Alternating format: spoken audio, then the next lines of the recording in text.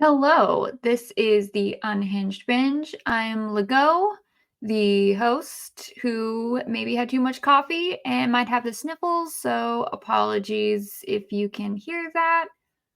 Today, I am going to be talking about the horror movies of 1982, specifically the 37 that I have seen. I am on a journey to watch just a ever-expanding list of 80s horror films. I've seen about 340 thus far.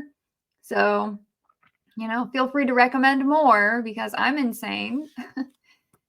82 is a pretty good year, I think. I have a lot of films I really love and a lot that, boy, I did not like.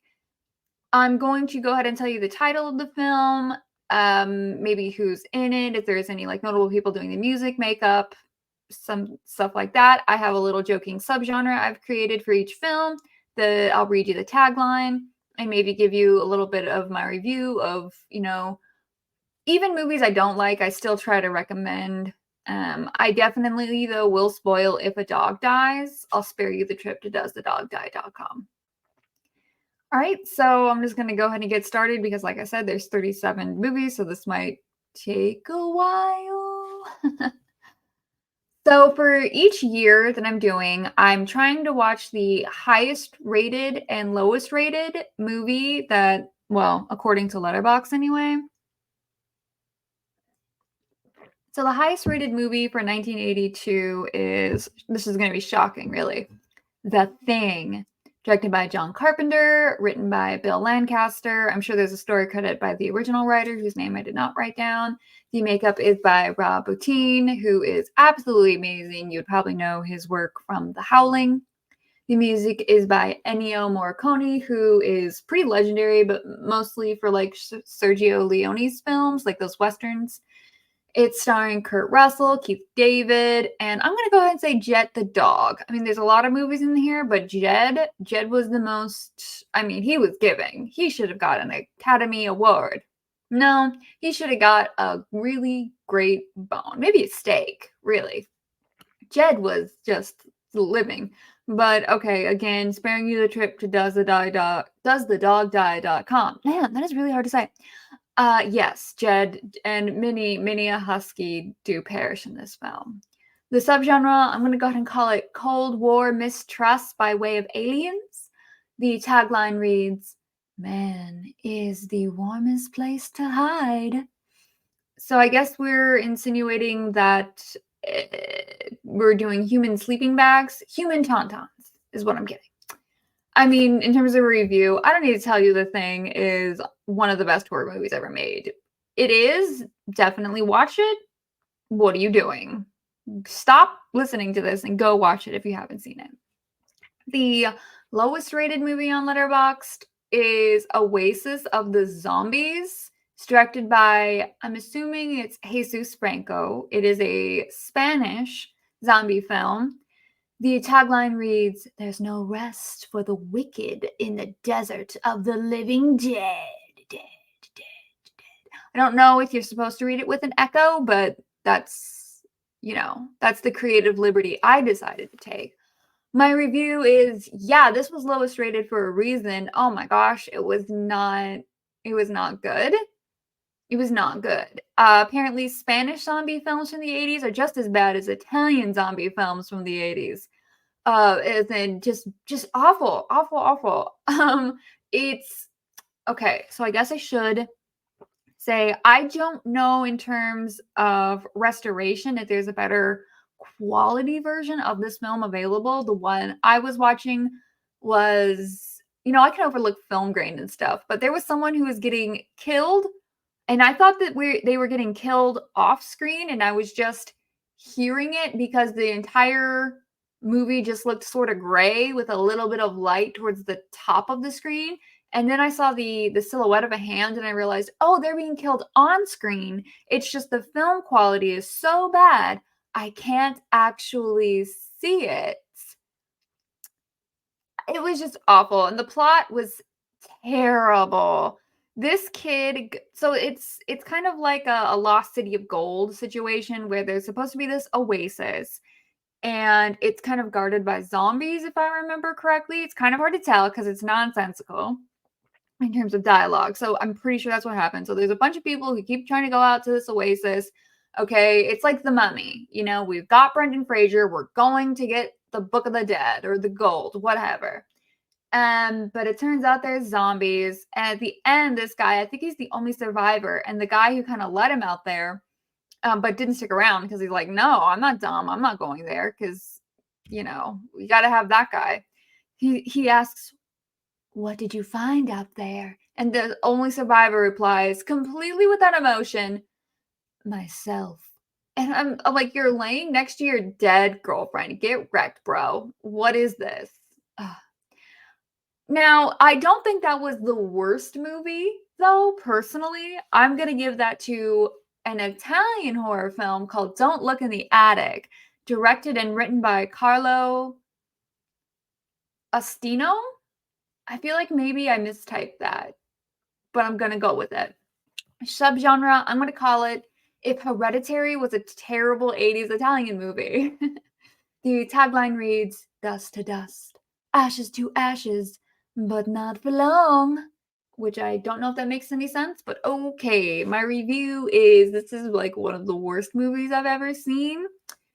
A lot of that for me is because of the terrible ADR. And again, I don't know if there's a better restoration out there because the film I watched, I mean, it looked like somebody was holding one of those old camcorders that records on tape up to an old TV playing a VHS. Like it was terrible, but the ADR was egregious.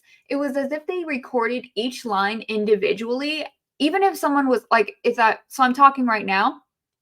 It's as if I recorded a sentence and then recorded a sentence and then recorded a sentence, but oftentimes the sentences kind of played over each other and it was very monotone, and also it kind of sounds like Google Translate. I mean, obviously that didn't exist then, but like the words that they're using don't make any sense. Like clearly was written by people who also did not speak English and were translating it. It was terrible. And it like ends, but the movie keeps going. It's one of those movies. It's just ridiculous. And I will say, I personally didn't think Oasis of the Zombies or Don't Look in the Attic, I would put them kind of equitable in terms of bad quality. I think you could, I don't know if you could watch this as like a it's so bad it's good kind of thing because the quality is so terrible. Maybe Don't Look in the Attic is a bit better, but for both of them, I just feel like maybe they're both passes. And I hate to say that. I hate to not recommend a movie, but I just don't know who necessarily would enjoy it. I really can't. I really thought about it, and I'm coming to no obvious conclusions as to who would find this enjoyable. I don't know. I just don't know. All right, so in the 80s, I mean, obviously this is the 80s, we're having sequel palooza.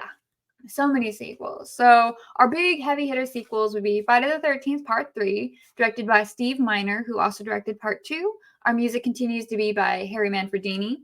Now, if you've seen Part 3, you know this is when we get that funky disco remix Harry Manfredini did. And Friday the 13th Part 3, fantastic music. Fantastic music. I even have that theme in my workout playlist because it's a vibe.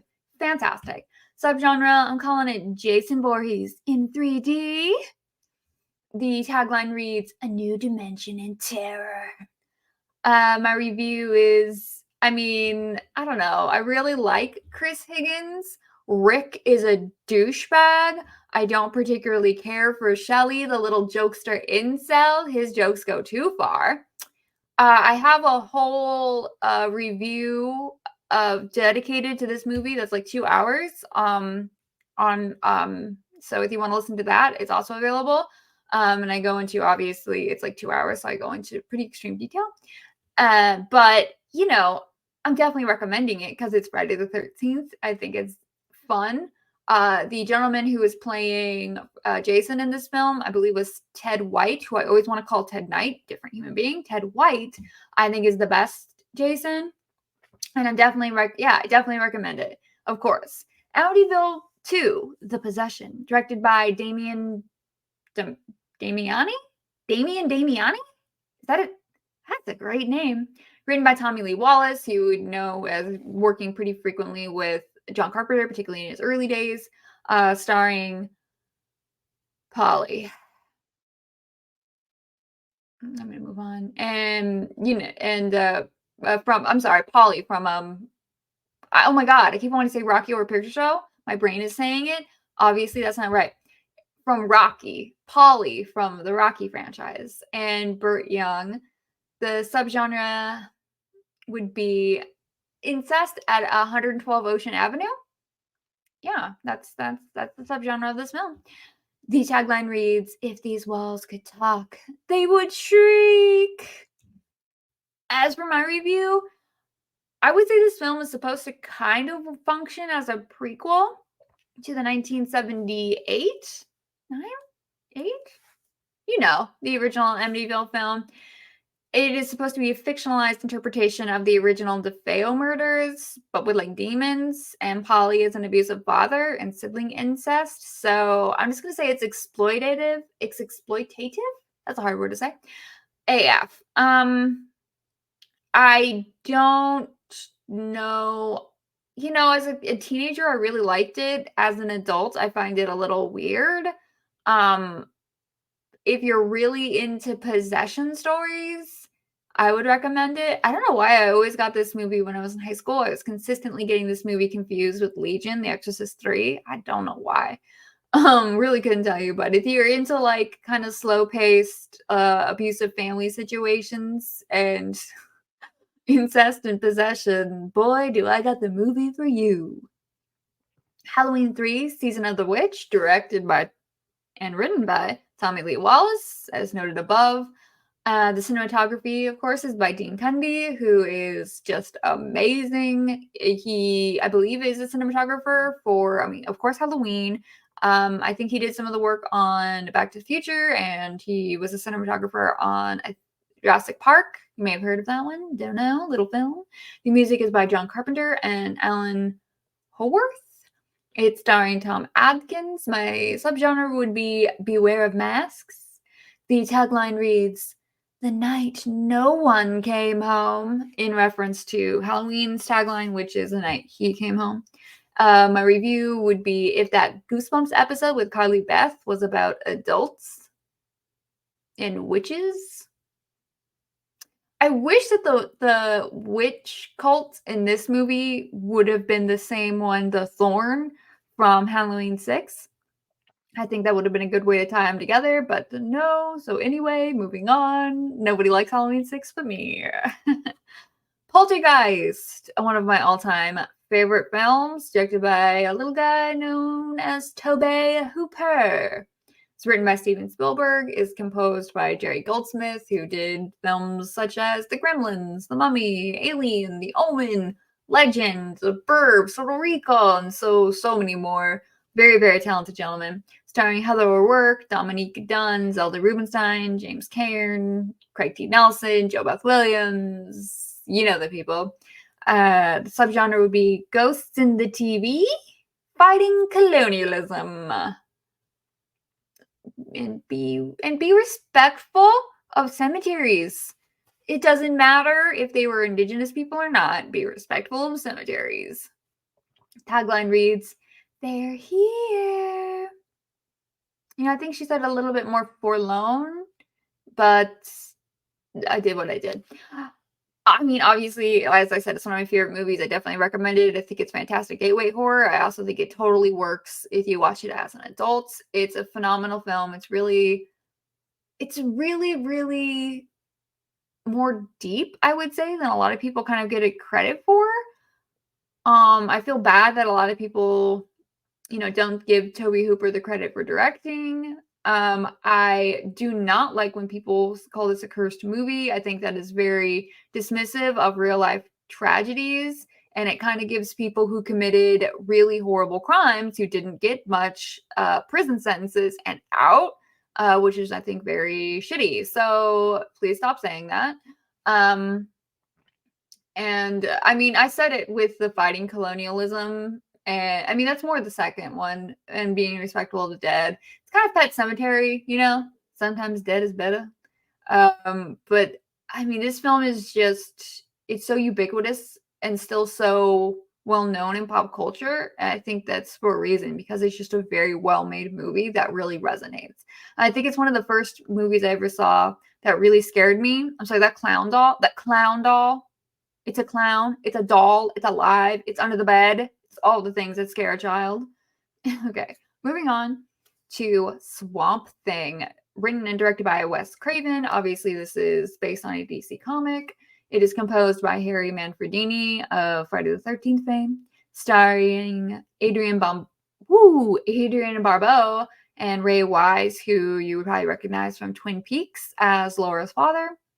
His subgenre is man versus science, but in the 80s, which was a bit of a bygone era for that. The 80s still was doing man versus science, but not in the way that, you know, we were doing this in the 50s, for instance, where sci-fi horror was a lot more blended. The tagline reads, "Science transformed him into a monster. Love changed him even more." I quite like this film. I do think it's a little unfortunate that once the scientist character is changed into the Swamp Thing monster, that the costume is terrible. I think that's fine. It's fine. It does give a little Boggy Creek, but I like Legend of Boggy Creek. I don't necessarily love the voice change up per se. It kind of sounds like the Toxic Avenger, but definitely would recommend the movie. I think it's super fun. I actually like Return to Swamp Thing a little more because I like camp. But if you're looking but this movie, like even the original Swamp Thing, it's kind of campy. It's kind of silly. So anyway, moving on. Creep Show, directed by George Romero, written by Stephen King, makeup by Tom Savini. I'm calling the subgenre, I'm just calling it an anthology. The tagline reads, "The most fun you'll ever have being scared." My review is this was very obviously visually inspired by EC Comics, and boy, does it go all the way with it. It is hyper stylized, which I love. I'm not really a fan of anthology films, but I do think this is one of the better ones. So even if you're not into anthology, I would still recommend it, especially if you do like comic book art, definitely. Sorry for the pauses. I'm drinking tea and I'm kind of apprehensive about pausing the video because I just feel like it's going to mess up the audio if I do that. Anyway, moving on because no one really cares about that. Basket Case, directed and written by Frank Henenlotter, who also did the phenomenal cinematic classics. And I don't mean that like I'm not being silly. I'm being very serious. I love these movies. I love Frank Henenlotter. Frankenhooker and Brain Damage, which is my favorite. Subgenre, I would call it gross New York City exploitation monster movie. The tagline reads, "The tenant in room 7 is very small, very twisted, and very mad." I gotta stop raising my voice at the end of these. It's silly. My review is kind of like I said, I very much am a fan of Frank Henenlotter. Belial stop motion assaulted a woman so that Malignant could run backwards. If you like Malignant, I would definitely say watch Basket Case. If you're someone who needs like elevated horror or you need production value, definitely not the movie for you. But if you're someone who likes monster movies, who enjoys weird, absolutely check out Basket Case for sure.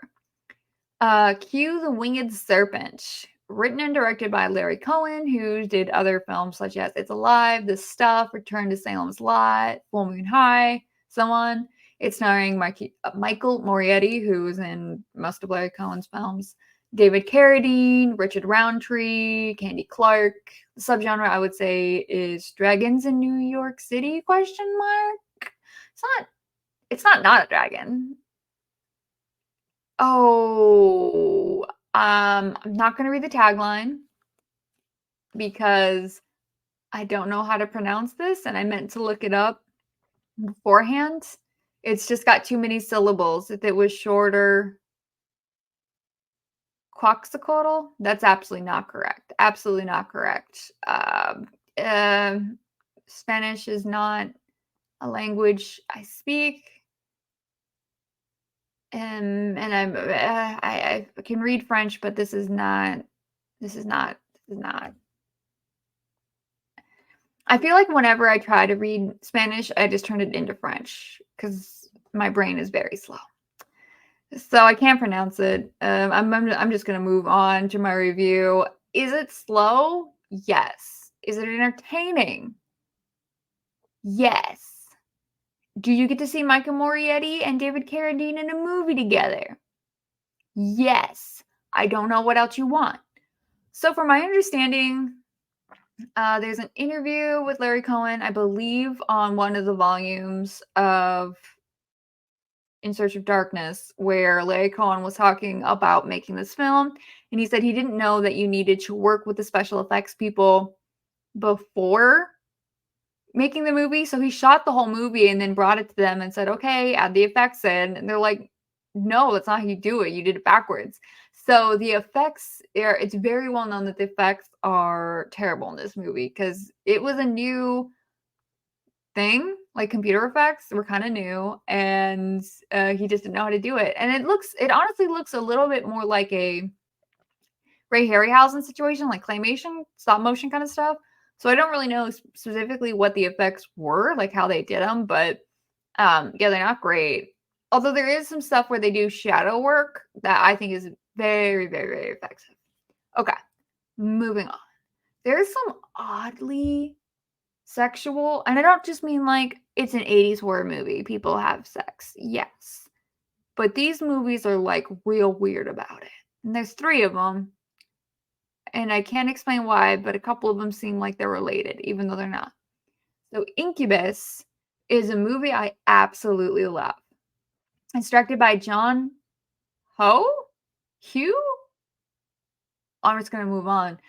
Who also directed Legend of Hell House, Twins of Evil, American Gothic, and Howling 4. Like, that is a steep decline. It is based on a novel by Ray Russell. It is starring John Cassavetes. The subgenre, I'm going to call it sex demon does telepathy, and a boy has nightmares about it. The tagline reads, "He is the destroyer."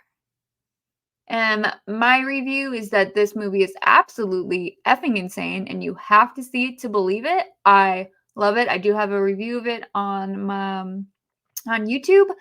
I would maybe I'll go back and redo the audio so I can upload it to Spotify, but it's an insane film. Like trying to make sense of it is baffling, but I think very fun because if you think it's one of those movies that if you think about it at all, it doesn't make any sense in a fun way. The next movie is The Beast Within, directed by Felipe Mora, who did The Howling 2 and 3. What is it with these Howling directors? It was written by Tom Holland, who you would know from having directed Child's Play and Fright Night. I'm going to say that the subgenre is were-cicada, like a werewolf, but instead of a wolf, it's a cicada. I don't know if it makes sense or not. We'll get there. The tagline reads, "He was on the verge of becoming a man-eater." My review is, what the actual F? So this woman is assaulted in the opening. She becomes pregnant and has a baby. 17 years later, hint, hint, 17 years, because that's how often cicadas come out, right? Which is not true because cicadas are out every summer. Maybe this is like a specific type of cicada. I don't know. I'm very confused by that. But anyway, so the child is like that she has, her son is like deathly ill. So she and her husband want to go back to the small town that she was assaulted in to see if they can find out who the father is, to see if he has any sort of genetic issues that might help explain what's wrong with their son. And it just gets wildly strange. And the son turns into a were cicada. Okay. The end is horrible. Like, the end is so bad. It's like, I think it's not the worst end I've ever seen in a movie. For me, that goes to that, the dude from Twilight? Robert Pattinson movie, Remember Me. I think that's the worst ending to a movie I've ever seen. But, this is up there. This is up there. Real bad. Not as offensive, but real bad. The next film is called Deadly Games. It was written and directed by Scott Mansfield, who really didn't do much else. It's starring Sam Groom, Steve Railsback, who was in so much stuff as kind of like he's someone you probably wouldn't know his name, but if you saw him in a movie, you could point at him and go, "Oh yeah, that guy." And Dick Butkus, who was a football player, I think, and he's in a lot of movies playing himself. He's another one of those guys where you might not know him, but you've probably heard about him referenced in those old SNL sketches where with the guys who were always talking about da bears. Like, I feel like they talked about Dick Butkus. I think that's how I know his name. Because when I read it, I'm like, I definitely have heard it, and I feel like I've heard it in one or many of those da bears sketches. If I remember correctly. The subgenre, I would say, is two men invite a woman into their relationship, and oh yeah, there are some murders. But it's nice to see a throuple on screen. Tagline would read, "Only he will hear your scream." Which is kind of dumb, because if someone's killing you, they probably would be the only one hearing you scream. Question mark? Moving on. My review. This movie's utterly baffling. Like, seriously, it's confusing. It's like they accidentally didn't edit in a reel of film. Like, it's this kind of slow movie that's a rom-com. Like, it feels like a 70s sitcom, and there's like a it's a 70s sitcom about like three people in a relationship, complete with like this sultry love ballad and a montage of them dating. And then it like kind of abruptly cuts to the last kill and the motive reveal. Then it ends on a freeze frame with the final girl about to be killed, but we don't actually know what her fate is. And I don't know what happened. I'm very confused. I would love to find an interview with Scott Mansfield if he ever did one, explaining like what happened, like what's the movie. I just have so many questions. I would love to talk to this guy.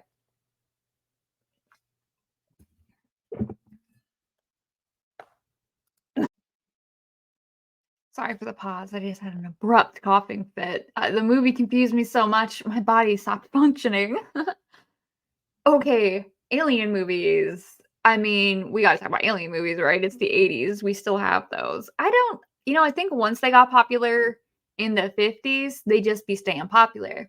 So this year we have Extro, which is I'm sorry, whoa, icon letters, which is XTRO. It is directed by Harry Bromley Davenport. That is a very pretentious name. He's from the East Coast, I bet. The subgenre is, well, I'm calling it backwards aliens. If you know, you know. The tagline reads, "Some extraterrestrials aren't friendly." So I'm assuming this is coming. And when did ET come out? Was that 82? Oh, I'm so dumb. Poltergeist came out this year, so ET came out this year as well. Which I feel like ET was kind of the first friendly alien movie, right? So they must have like marketed this just very soon after. Although this is a British, and I mean very British um movie. Honestly, it's kind of boring. It's very slow. It's a lot about like this family drama. Uh but I would recommend it. It's a weird movie. Like they definitely had odd ideas, but it's just I don't want to recommend an entire movie for one scene that is so wild. You have to see it. But I'm gonna. It's Have you seen the movie Men or the end of Terrifier 2? Like, honestly, I skip skip forward like 30 seconds if you don't want to hear spoiler. But if I had a nickel for every time I've seen a grown man's head being violently birthed from a woman, I'd have 2 nickels, which isn't a lot. And I would be happy to return them both because ew. All right, spoiler over. Moving on to Night Beast, directed by Don Dohler, which I've definitely heard that name before, but when I looked him up, I didn't really know anything else he'd done, so I don't know why I know that name. Maybe there's someone else who has a similar sounding name. Don't know. Anyway, subgenre, aliens with a gun. Tagline, if you have the guts, it wants them. My review, I mean, it's aliens. It's very bad effects. It's kind of boring, but also kind of fun. Like, I like a movie where I felt like the cops were fairly competent. The way they defeat the Night Beast is kind of dumb. I don't know what that alien is wearing. If someone could explain the alien, it's like a shiny gold tracksuit. Like, what's happening? I just don't know why. The alien effects, like the masks, I thought were pretty cool. Not much to say because it's not a great movie, but like if you like alien movies and you want to watch some ridiculous like effects and stuff, it's definitely the movie for you. Then we're going to Forbidden World, which is a Roger Corman production. It's directed by Alan Holzman and written by Jim Waranowski and a few others. Jim Waranowski, you would probably know, he definitely worked a lot with Roger Corman. I believe he directed like Sorority House Massacre 2 and 3. He's directed a lot of like not great movies. I'm not a huge fan of Jim Waranowski. He's one of those names that when I see, you know, in the credits of a movie, my heart drops a little, if I'm being honest. It's starring Michael Bowman, who was in Night of the Comet and also Valley Girl. Jane, oh, I didn't write her down. I messed up. I think her name is Jane Chadwick is in this. She'd be well known for playing Lydia from the sci-fi show V. So not V, the miniseries, but she was in the TV version with Jane Badler and Mark Singer and Michael Ironside.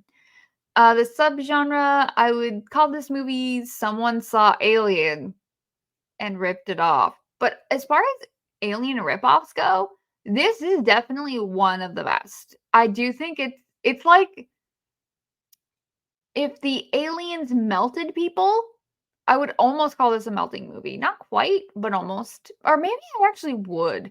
Like if you're a fan of The Blob and Alien, and you don't mind a lot of nudity, this is the movie for you. The tagline reads, part alien, part human, all nightmare. Ooh, ah. Yeah, I mean, honestly, I would say it's a pretty fun movie. Totally would recommend it. All right, moving on.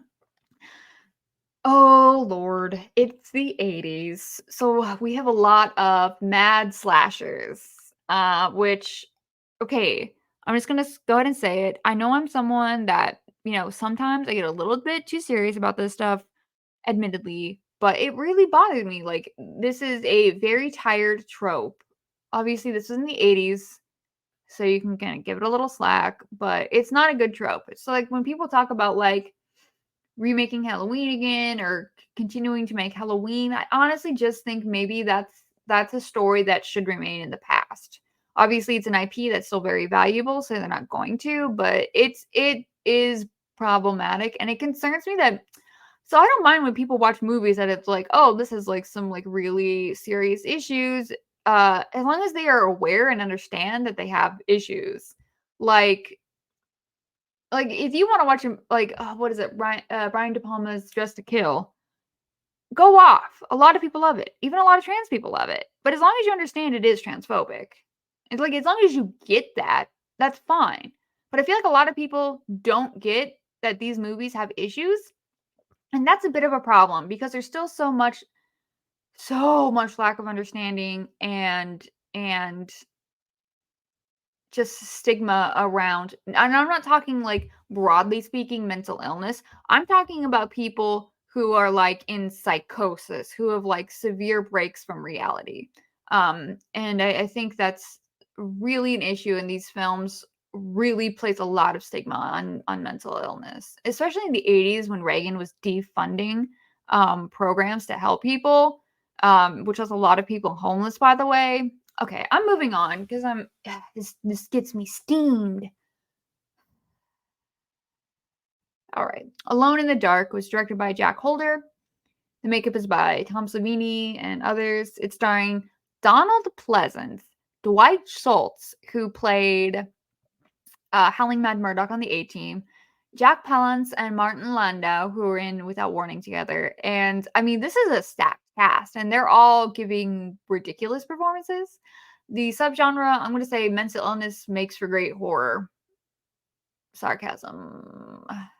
The tagline reads, "When the lights go out, the terror begins." Which, I know they call it Alone in the Dark and like when the lights go out and all that. And they do lose power, but kind of doesn't play a pivotal. I mean, it plays a pivotal role, but like a dumb one. Like it doesn't make that much of a difference that the power went out. So it's kind of dumb. Kind of dumb. I would say that realistically, this is not a prequel to Halloween, but hear me out. It absolutely is. And it kind of would explain how Michael learned to drive.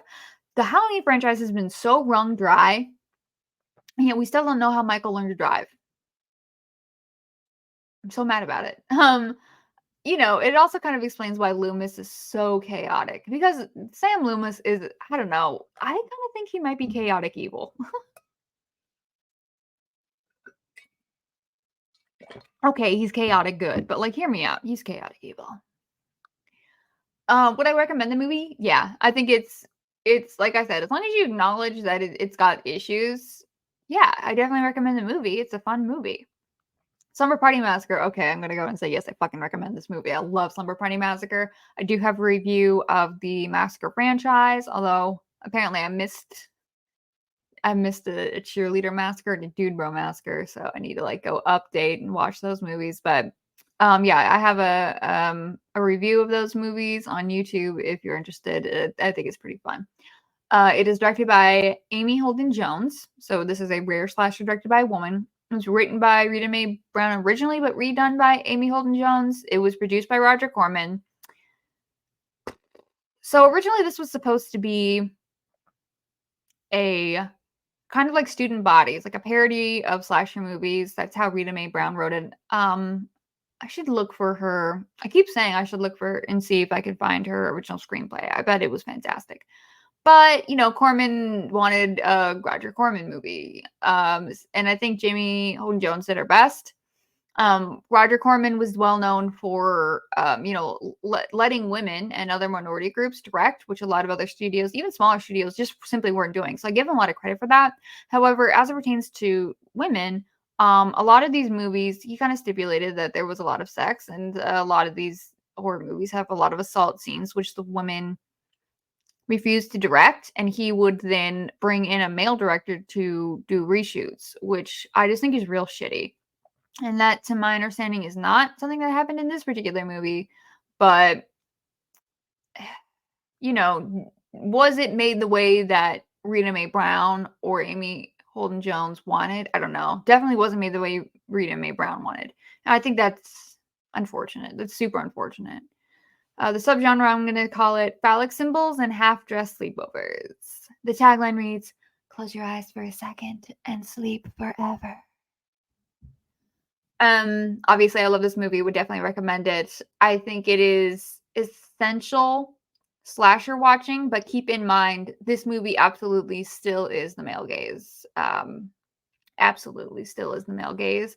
So it bothers me when people talk about like, oh, but a woman directed it. Yes, but in Roger Corman movies, they don't get control. Shut the up. It annoys me. Anyway, I also have a video on YouTube about the male gaze, and you can learn more there. Moving on. Trick or Treats, directed and written by Gary Graver. He also did the cinematography, starring David Carradine and many others, but kind of less obvious. Subgenre, I'm going to call it It's Dangerous to Babysit in the 80s. The tagline reads, "Halloween's over. Now it's the kids' turn to get even." I don't know what that means. What does that mean? My review is it's kind of slow. If I was this kid's dad, I'd probably would have lost my mind too. And I kind of don't particularly love that they had this wife has her husband institutionalized. So it's this gender reversal of a very, very real harmful, you know, thing that was available for men to do. Men could just have their wives institutionalized and then have affairs, or then just get the wife out of their life. And that's something that absolutely happened because women simply didn't have legal autonomy. It wasn't working backwards. That wasn't a thing. Women weren't just having men and their husbands institutionalized. I don't remember specifically if she. Yeah, I don't know. It's dumb. I'm sorry. I didn't mention that Alone in the Dark, Slumber Party Massacre, and Trick or Treats are all movies about people escaping from psychiatric institutions to go on killing sprees. That's what I have a problem with. And the next few movies, that's not specifically what happens, but I will explain the difference. We have Silent Rage, which was directed by Michael Miller, unless he wants to be pretentious and pronounce it Millar. Moving on. It's starring Chuck Norris. Chuck Norris is in this. Chuck Norris is in a horror movie. I didn't even know, and I'm so happy that I've seen it. Stephen First, but it's with a U-R-S-T. He's in Animal House, and you definitely, if you've seen Animal House, you'll definitely recognize him. Ron Silver, who's in The Entity, and I mean other movies, but I think that's what most people probably know him from. And Brian Libby, who's in The Shawshank Redemption, Green Mile, a lot of Frank Darabont movies. I think he's in all of Frank Darabont's movies almost. And he's definitely someone you probably wouldn't know his name, but if you saw him, you'd recognize him. The subgenre I'm calling this mental illness versus Chuck Norris. Fight! You can't see me, but then I decided to do the arcade fight stance, which I'm glad I don't upload the video of these. Moving on. The tagline reads, "Science created him. Now Chuck Norris must destroy him." That's actually completely the plot of the movie. This guy was getting psychiatric treatment, outpatient, so he was not institutionalized, which is what separates it from the three movies I just mentioned above. But he ends up having a psychotic break and going on a killing spree. And then these doctors essentially do something. It's kind of like Reanimator. It's really giving Herbert West Reanimator, and he's ended up coming back to life as sort of this like Frankenstein creature, a zombie creature. I don't know. I'm gonna say Frankenstein creature because Brian Libby is, I believe, he's a very tall man. He seems very tall in the things I've seen him in. But also actors are generally very short, so I feel like whatever height you're looking at someone, probably subtract 4 inches, and that's what their actual height is. Also, Chuck Norris's partner. I mean, Chuck Norris is giving Chuck Norris, which is fine because he's Chuck Norris. But he has a partner. He's a police officer, and his partner Charlie was a effing riot. This movie was hilarious, and I will say, like, the way the movie is executed, it's not that it's slow. It's that it's perfectly paced, and I think does a very effective job of building tension. Particularly the opening scene is fantastic. Like, out of all the movies I watched, I think that of this 37 from 82, I think Silent Rage had one of the best openings. It was a very, very effective opening, and I absolutely recommend this movie. Plus, it's Chuck Norris in a horror movie. If I didn't have you on that, I just don't know how else to grab your attention. Like, what more of a hook do you need? Now we're moving on to Mazes and Monsters, which I feel like is definitely a horror movie, but I don't think it was labeled as such. But I would totally put it in horror movies. It's directed by Stephen Hillard Stern. Again, great name. It's starring Tom Hanks. Yes, that's right. Tom Hanks is in a horror movie. He's been in 2, as far as I know. The subgenre, I'm calling it, well, it's called Mazes and Monsters, so you might think it has a little something to do with Dungeons and Dragons. Yes, it is. It's a Dungeons and Dragons knockoff horror movie playing into the satanic panic nonsense. The tagline reads, "Danger lurks between fantasy and reality." That was a terrible line read, but I'm just going to keep it and move on. My review is, it's, an early Tom Hanks horror movie. There aren't many, so watch them while you can. This one, again, is heavy into satanic panic, but it's in the there are sometimes horror movies will look at a situation and play into the wrong side, I feel like. So this one says like, yes, satanic panic is absolutely something you need to be concerned about. That this is playing into, this misguided ideas about mental illness, and it's going to lead people who aren't stable to murder. Spoilers, I guess, but yeah, that's what happens. And yeah, very backwards thinking, backwards logic, very outdated. But it's not a good movie, but hear me out. It's Tom Hanks. So if you're a Tom Hanks completionist, would recommend. Anything else? I think if you like Dungeons and Dragons, it might be like funny to watch, like look at what they thought about Dungeons and Dragons in 1982. But other than that, honestly, I probably wouldn't recommend the movie.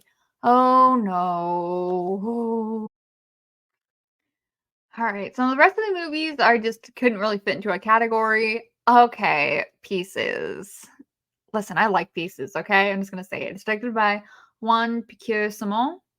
No, that's not French. See, every time I try to do Spanish, it comes out French. I don't know what's wrong with me. I have such a flat brain. I can't do it. But I don't know how this would be pronounced. I assume this is, I mean, his name's Juan, so that's Spanish, but Piqueur Simon seem French, but maybe they're Spanish Spanish? Is that a how do you do the Q in Spanish? Ah, I should have looked this up. Anyway, moving on. It's starring Christopher George, Lydia Day George. Are they related? Are they married? I don't know. There's an appearance by Bruce Lee. Now to be confusing.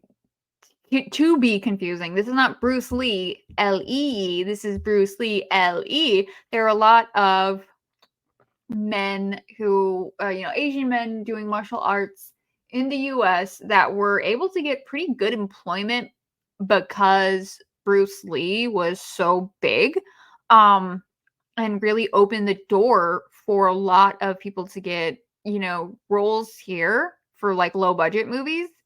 Um, and I think that's great. However, there's a lot of stereotyping, which is obviously terrible.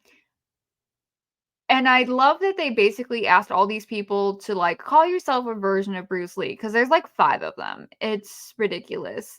He makes one of the most baffling. So, from my understanding, he was in a movie by the same people who were producing this movie. And they asked the people making this movie to just put him in a scene to help promote the other movie that they were making. So the scene comes out of effing nowhere, and it's one of the most baffling things, and it's hilarious, and I love it. And then last person I want to mention in the cast is Paul L. Smith, who you would know as Bluto from the Popeye movie with Robin Williams, which I said that as if that's a very popular movie that everyone would know, and now I'm doubting myself. Is that a popular movie? I'm just gonna move on. Like, I feel like he's someone that you would recognize, but now I'm not sure. Maybe he's in like lesser known movies. I mean, he's not like a Robert Zadar, but he is like a big guy that was in kind of the background of a lot of movies, similar to Robert Zadar. Right? Right. Anyway, subgenre. It's like a Frankenstein slasher on a college campus. And it doesn't make any sense, but I love it. The tagline is, "It's exactly what you think it is," which is one of the best taglines ever. I'm putting it up there. I'm putting it up there with the last house on the left, which is just remind yourself it's only a movie. It's only a movie. It's only a movie. It's exactly what you think it is. I love that. It's like oddly sexual in unsexy ways. You bastards! It's very random and weird and very gory and exploitative. And the ending, it's the ending that gets me. The ending. Oh my God, please go watch this movie. Do yourself the favor. Like, it's almost as good as having a cigarette after having sex on a waterbed. Yeah. Okay, moving on. The Slayer, directed by J.S. Cardone, who also wrote part of the script. The cinematographer was a woman, which is very rare, by the name of Karen Grossman. Subgenre, a group goes to an isolated island to deal with someone's trauma. What could go wrong. Nothing bad's ever happened to a situation like that. I mean, at least they're not going to a cabin in the woods. They're just going to an isolated island. It's gonna be great. It's gonna be great. The tagline reads, see, let me try that one more time. She searched through the dark corridors of the unknown only to find the Slayer. And not Buffy. No. We're not talking Buffy here. We're talking a dream monster, kind of. I think it's a great premise, but it fell a little flat for me. For the amount of time it takes, the third act just didn't justify that. It is good atmosphere building, so it's just a bit meandering, and in the end, it was all just a dream. So those types of endings, in a Nightmare on Elm Street is fine. In the Slayer, could have been better. We didn't necessarily need to do that, but I do think the Slayer is kind of a proto Nightmare on Elm Street. We're getting toward, that was not the first movie to do Dream Demons. Other movies have done that before, obviously, since that. I think everyone kind of credits that, but that's just the big one. And justifiably so. Nightmare on Elm Street is a phenomenal film, but, that wasn't necessarily the first one. He wasn't the first guy to think of that. Moving on to Satan's Mistress. I don't know what else I need to say. It's directed by James Polkoff, who wrote some of the scripts. It's starring Lana Wood and John Carradine. John Carradine is in like 3 movies this year, maybe 4. Ridiculous. Man was everywhere. He was in like 700 movies. That is an exaggeration, but not as much as you would think. The subgenre is demon ghost sex. Tagline reads, in her wildest dreams. I just completely misread that. Let me try one more time.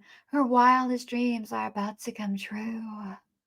My review is no, thank you. It's the quality I saw was, of all these movies I've talked about, this is the worst quality film. I don't know if there's a better restoration out there.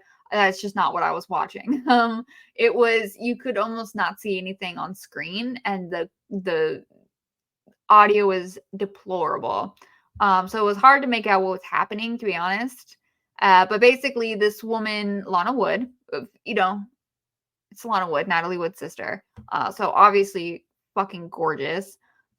She ends up kind of agreeing to have relations with a ghost who is a demon, actually, because she's just not, her husband's just not doing it for her. And honestly, girl, relatable, but it goes bad. As you can imagine, it goes bad. I don't know why they always do that. Like, I mean, if we're doing, like a Satan's Mistress, shouldn't she be Queen of Hell? Like, she should have her, evil goth glow up, not a downfall. Come on. Ridiculous. All right. Moving on to Next of Kin, directed by Tony Williams, who wrote some of the script as well. Subgenre, I'm calling it Old People Are Scary, so I'm sure M. Night Shyamalan loves this movie. Tagline reads, there is something evil in this house. It is an Australian horror film about a young woman inheriting a retirement home, which if I inherited a retirement home, I'd be pretty mad about it. Like, no thank you, not signing any paperwork, rejected the offer. I reject the premise, Jan. I just found this movie so boring. Honestly, it's probably good. I think this is probably a good movie, but it did not hold my attention personally. I really don't have much to say about it. The ending is just very... You could have done so much more with it being an old folks home. It's kind of like the original Suspiria, where it's like you have this really cool setting, but you didn't do anything with it, which is why I think so many people like the remake, because it's like, yes, the witches should incorporate the dancing into their spells. That's cooler, right? Yeah, so I just thought it was pretty boring. Moving on to Unhinged, directed by Don Gronquist. I didn't say that right. who wrote part of the script. The subgenre is transphobia. Yeah. I have a very long video on my YouTube channel discussing, I think it's like an hour and 45 minutes, discussing trans representation in slashers. Worked really hard on it. It's actually pretty bad because I was having a lot of technical issues, but I was past the point of no return. I might re-record it. But if you want, I definitely go into more detail in that video about Unhinged. The tagline reads, "The nightmare begins when you wake up," which I don't feel like makes sense. Now, I've seen a lot of surprise the female killer was actually assigned a male at birth, but was abused by their overbearing mother, which gets into momism, which I don't like. It's actually a very misogynist trope. But anyway, this movie I feel like is from what I've watched the first one that actually allows the character to speak for themselves and verbalize how they feel. So it is baby steps, I guess. But it's a pretty boring movie. I don't think I would recommend it, honestly. Really cool poster art though. Oh man. Dogs of Hell, directed by Worth Keeter. Did I make a typo? Is his name Worth? Interesting name. Like, I don't know if your parents are being mean or awesome if they name you Worth. I mean, it's better than worthless, but Worth. All right. The subgenre, dog murders. WTF. The tagline reads, "They were perfectly trained for one task, manslaughter." I like the pun. My review, 0 out of 10. 0 out of 10. This movie I absolutely do not recommend. I'm going to go ahead and spare you the trip to doesthedogdie.com. Oh my God, it's so hard to say that. Doesthedogdie.com. Yeah, but also it perpetuates very negative stereotypes about Rottweilers, which is unfortunate because Rottweilers are so cute and sweet. And also, I felt like I was like nearly to the third act before I even actually saw any dogs. It was horribly executed. It's a bad movie, and it's got doggy murder. I don't like it. I mean, if you're okay with dogs dying and being violent on screen, go off. I found you a movie, but I'm personally not. Don't recommend. Shame. Shame. Okay. Time Walker, directed by Tom Kennedy, starring James Cairn and a lot of other people. Subgenre, mummy movie, except it's an alien and time traveling, but isn't. Question mark? Tagline reads, "For the eons they traveled the galaxies. For centuries one was trapped in a pharaoh's tomb. Now he is free." Honestly, I love when white people go excavating in Egyptian areas and get what's coming to them. Like, yeah, it still to me goes back to fighting colonialism. Pay for, taking what simply is not yours. And it's funny that it's an alien trapped in a pharaoh's tomb. I think it's a pretty decent horror movie. Pretty cool setup. Is it great? No. Memorable? Not really, but it's definitely good enough I would recommend it. All right. Pandemonium, directed by Alfred Soule. The cast is crazy. Carol Kane, Judge Reinhold. There's a small appearance by Phil Hartman, a very young Phil Hartman. Mark McClure, who you would know as Dave McFly from Back to the Future. Subgenre it's a parody movie, which it's a very, I think, funny and effective one personally. But it is very early 80s, so, take that with a grain of salt. Tagline reads, "Finally a movie that's totally taste-free." Yeah, I thought the movie was a riot. There were times I actually found myself laughing out loud. I would definitely say it's comparable to Student Bodies, but maybe even a bit, maybe a little less ridiculous than Student Bodies, but I think more fun personally. I liked both of them quite a bit, but Pandemonium, I mean, it's about a group of 6 people going to a cheerleader camp. So, I mean, if that doesn't make you want to watch it, I don't know. And then there's, oddly enough, a Canadian Mountie. Oh, I forgot. I'm completely blanking on his name. Pee Wee Herman is also in the movie, but what's the actor's name? Paul Rubens is in the movie, which, I mean, come on. Carol Kane and Judge Reinhold. Paul Rubens, let's go. Watch this movie. It's super funny. Okay, then we're moving on to One Dark Night, directed by Tom McLaughlin, who also directed Friday the 13th Part 6, Jason Lives, and Sometimes They Come Back, which is a very underrated Stephen King adaptation.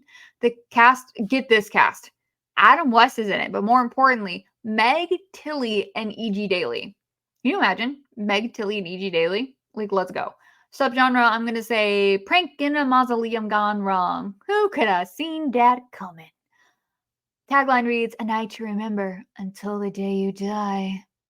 Not a great tagline. My review, okay, like if Meg Tilly and E.G. Daily and Adam West being in a movie didn't make you want to watch it, I don't know what does. But I would say this movie is kind of like Grease a little bit. It's very like high school drama. So basically, there's a group of three girls and they're friends. And Meg Tilly really wants to be in their group, but she has to go through a series of initiations to get into their group. However, the leader of the group, so think of this as the Betty character, and Meg Tilly is the Sandy character. Well, what if Danny had originally been dating Betty and broke up with her right before those summer nights? And then now Danny's off in this loving affair with Meg Tilly's character and the leader of this girls group who Meg Tilly wants to join. Like, why would you want to join a group of friends, not like a sorority, like a group of friends, when you're dating one of their exes? That's not how you make a friendship. That's like, you're so stupid. Like, the premise of this movie is so stupid. You should have said it in college and had it been a sorority. And even then, if you're trying to, pledge a sorority, don't date the sorority leader's ex-boyfriend. That you're never gonna get in, you dumb girl. It like bothered me so much. It was so dumb. It's almost a proto Mean Girls, but it's just like it's ridiculous. Oh, and there's also like this like subplot about an old Russian sidekick raising some people from the grave, and he has a telepathic daughter who's married to Adam West or something. I don't know if that's going to come into play or not. Real background until it's really, really not. The next movie on my list is The Last Horror Film, directed by Dave Winters. I'm sorry, let me try that one more time. Directed by David Winters. And the cast includes Caroline Munro and Joe Spinell, who were also in Maniac together. And I think this is kind of a film that some people consider like an offshoot sequel to Maniac. Subgenre exploitation. Tagline reads, "She's dying to be in his film." Sure. So basically, in this film, Joe Spinell is making a movie, and it's a spoof film, and he is making it about Caroline Munro.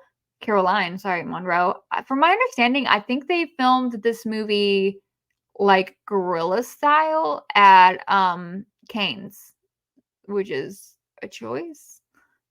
Honestly, I didn't like it. It kind of reminded me of like, what if Blowout was a sleazy slasher? To me, that's what I'm getting. Or like, what if Peeping Tom is more accurate? What if Peeping Tom was a sleazy 80s slasher with Joe Spinell? And the ending I didn't really understand. I don't know. I just wasn't big on the movie. I think I don't know if it's well regarded or not. I'm sure a lot of people like it more than I do personally. If you like Maniac, absolutely, definitely watch this movie. All right. Then we're getting to Honeymoon Horror, directed by Harry Preston, who was also one of the writers. Subgenre logic. Editing, we don't know them. Oh my god. The subgenre reads Till Death Do Us Part. My review is, oh my god. This is one of those like low budget local movies, kind of like a Mutilator, where it's like this guy, this is I think one of the only movies he's made. He made it in like probably the area that he lived, like local casting call, that kind of stuff. the movie doesn't make any effing sense, and it seemed like they lost a lot. I don't know if they like lost a lot of reels of footage or if they just filmed scenes and didn't realize that like from one scene to the next, you probably need to have a little explanation. For instance, like the movie has a real hard opening and then it cuts to like a little bit later. I'm not sure how much later. And there's when we get like to the point where there's killing in the movie, we'll have someone who is like going to someone's door to like try to get their attention to get help. And then it'll be like 20 minutes later and they're just suddenly at another person's house, but we don't know how or when they got there. And it seems like they've been there for a while. And they're talking about they're talking about a situation where they definitely weren't there. And it's just very confusing, I guess. And there's two guys in the movie that look a lot alike that I didn't realize were two different people. I thought it was the same person throughout most of the movie. And then I'm like, I literally just saw this guy die and now he's alive. Was it all a dream? I'm so confused. And there's a cop in this movie who's so inept. He makes Bonnie Fife look like an Einstein. Like, I just don't know what happened. And then the movie kind of ends. It is baffling. Honestly, kind of want to watch it again. Do I recommend it? I don't know. Like, if you're okay with it, if you want to watch nonsense, like a movie that's like it's so inept, it's confusing and therefore entertaining, definitely a movie for you.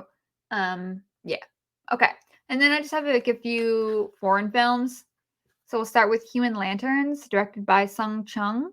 It is a Shaw Brothers production, so it's a Hong Kong film. The subgenre is let's kill women to make art.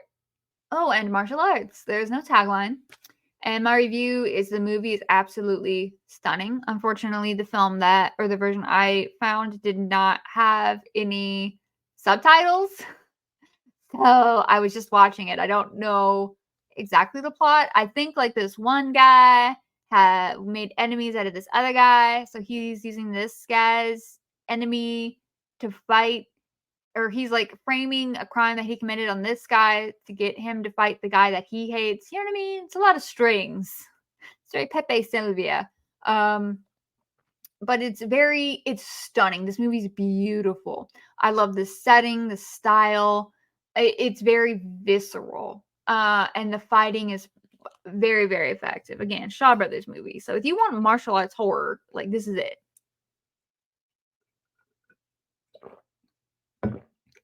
Okay, then Tenebre, directed by Dario Argento, starring John Saxton. Tagline reads, "Terror beyond belief." Subgenre is people are calling me sexist, so I'm gonna make a sexist movie to show them just how sexist I can be because I wasn't before. Ha ha ha. I'm not even gonna do a review of the movie. That's what I'm maintaining the movie's about.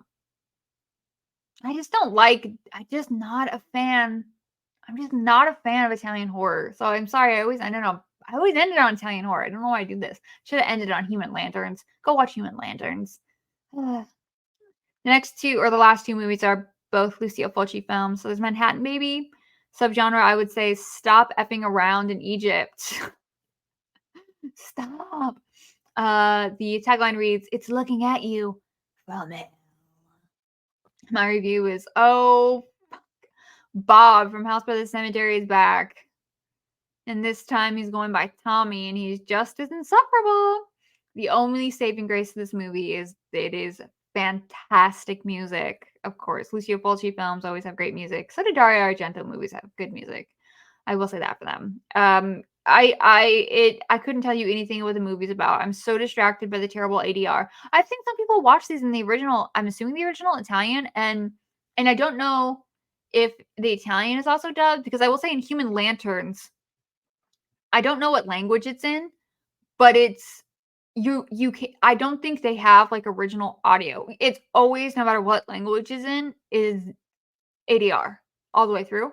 And that's something I find with some foreign films do that, but particularly Shaw Brothers movies does do that a lot. I don't know if Italian movies do that too. Like even if you're watching in the original Italian, are you still are you still watching an ADR film? I don't know. If someone knows, please let me know. I'm very curious about that. But in English, it's just I just can't get into it. It takes me out. It annoys me. I don't like it. That's a me thing. I mean, obviously, Lucio Fulci is a very beloved director. I don't know. I'm moving on. New York Ripper, as I said, also directed by Lucio Fulci. Subgenre, I would say, annoying slasher with extra exploitation. The tagline reads, "Slashing up women was his pleasure." Based on the film. Yep. That. Mm-hmm. I saw a kill that was a little bit too much for me. My review is, oh my god, is he going to do that Daffy Duck voice the entire time? Oh my god, he is. It's just annoying. I don't like it. I do think the ADR is not bad in this movie. I think it's set in New York, so it's kind of exploit. I think it's set in New York slasher. I wonder where it's like taking place. I'm so dumb. Obviously it's set in New York. What I meant was I don't know if it's filmed there because it does look like it. But it could just be like external shots, exterior shots. Oh my gosh, I can't today. But either way, not my thing, not my vibe. All of these men in this movie are the worst, and yet the women die, which is kind of a trend in horror. All of the men are the worst, and the women die. Also, sadly, very sadly, kind of a trend in real life sometimes.